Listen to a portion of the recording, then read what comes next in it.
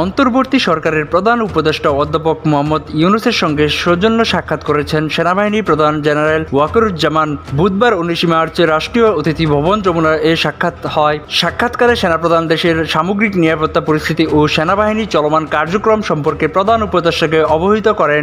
এছাড়া দেশের উন্নয়ন ও স্থিতিশীলতার জন্য সেনাবাহিনী বিভিন্ন পদক্ষেপ নিয়ে আলোচনা করেন। আলোচনাকালে সেনাপ্রধান তার সাম্প্রতিক সেন্ট্রাল আফ্রিকান রিপাবলিক সফরের বিষয়ে প্রধান উপদেষ্টাকে অবহিত করেন। সফরটি দুই দেশের মধ্যকার সম্পর্কোন্নয়ন ও সামরিক সহযোগিতা বাড়াতে সহায়ক ভূমিকা রাখবে বলে সেনাপ্রধান আশা প্রকাশ করেন।